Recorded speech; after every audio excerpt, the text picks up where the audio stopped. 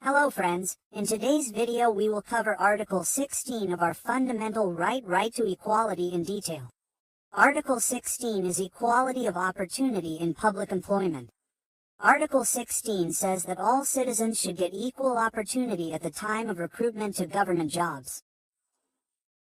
And to ensure this, Article 16 instructs the state that at the time of recruitment to government jobs, the state cannot discriminate people on the basis of religion, race, caste, sex, descent, place of birth or place of residence.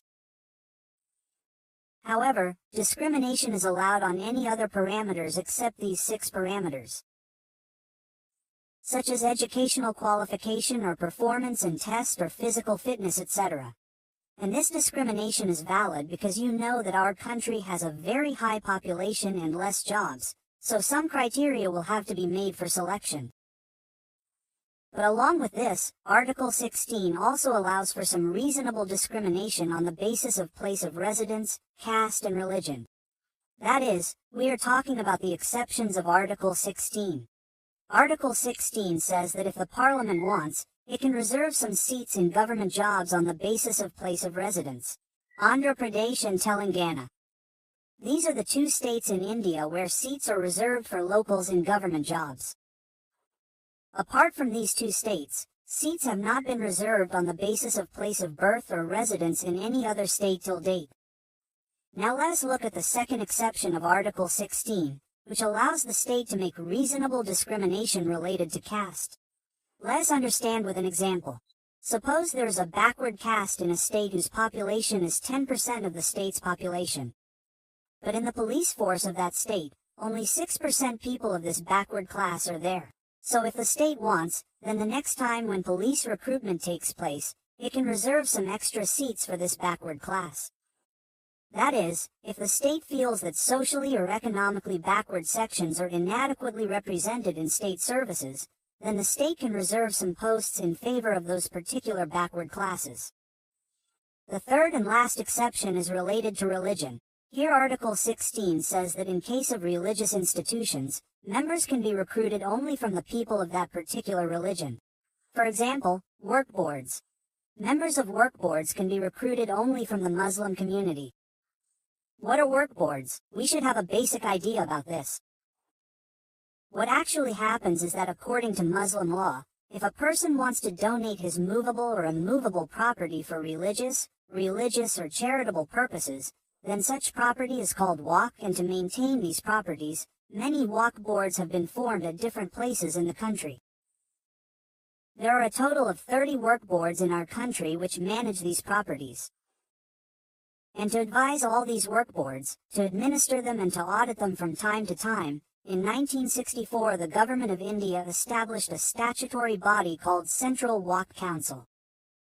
So this is an example of a Muslim religious institution. Similarly, in religious institutions of other religions also, the members of the governing bodies are selected from that particular religion. A while ago we saw in the second exception of Article 16 that the state can reserve seats for backward classes, if they feel that they are not adequately represented in the state services. This means that it was necessary to identify which castes in our country can be considered backward classes. So to identify backward classes, India's first Backward Classes Commission was appointed. This commission was appointed in 1953 and the chairman of this commission was Kaka Kalelkar, who submitted his report in 1955. In his report, he told that there are a total of 2,399 backward classes in India, and out of these, we can consider 837 castes as most backward classes.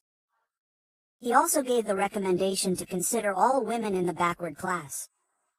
Along with this, they recommended 70% reservation for these identified backward classes in all technical and professional institutes.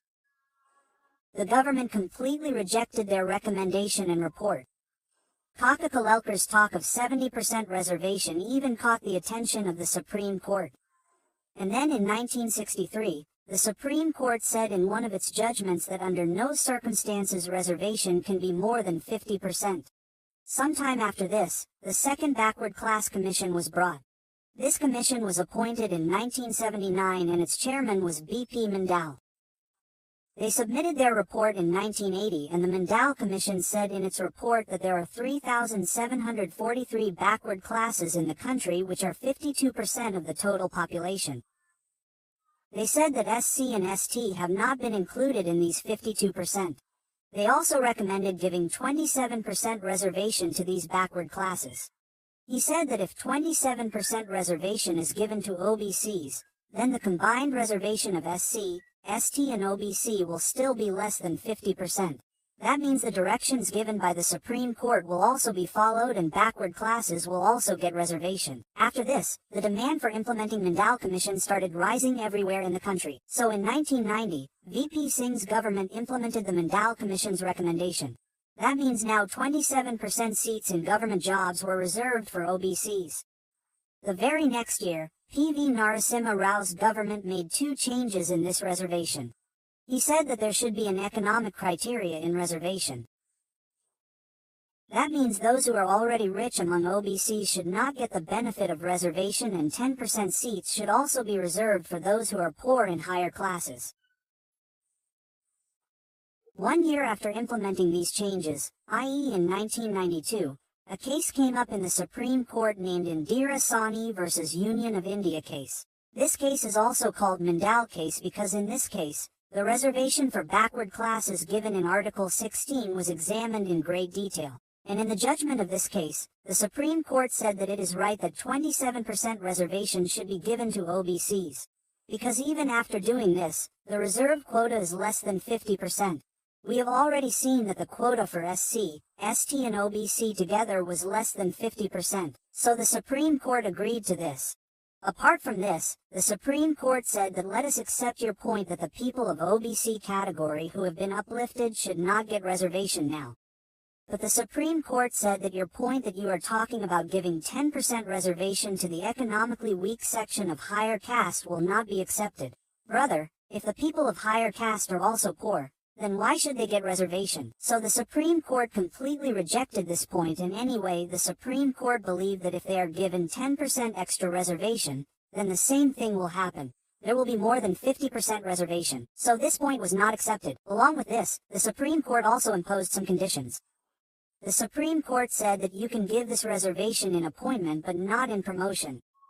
And apart from this, those people of backward classes who are in good condition, that is, the creamy layer in OBCs, should not get the benefit of this 27%, because their upliftment has already happened. Now they are in a good condition. Why do they need reservation now? Now after this, the Supreme Court also said that you can also apply the carry-forward rule in the 50% quota. Meaning if the reserved seats of last year could not be filled due to non-availability of eligible candidates, then they can be carried forward to the next year or the coming years. But the condition is that under no circumstances and in any year, the reserved seats should not exceed 50%. So the government said that okay brother, we will accept whatever you are saying. So first of all the government formed a committee to identify the criteria of creamy layer. The name of this committee was Ramanandan Committee. Apart from this, in 1995 the government brought 77 amendments, in which they said that look, the Supreme Court accepts that OBCs, SCs and STs should get reservation in appointments. So there is no doubt in this, but if you do not want to give reservation to OBCs for promotion, then it is fine, but you will have to give reservation to SCs and STs in promotion as well. After this, the Constitution was amended once again in the year 2000, and this time through the 81st Amendment Act, the government removed the ceiling of 50% imposed by the Supreme Court in the carry-forward rule. The government said that we will treat the unfulfilled reserved seats of last year separately. That is, apart from the 50% quota, these seats will also be reserved for candidates from backward classes. So this condition imposed by the Supreme Court was also removed. So this was Article 16. Now in the next video we will cover Article 17. If you like this video, then like it. Do give your feedback in the comment box, and thank you so much.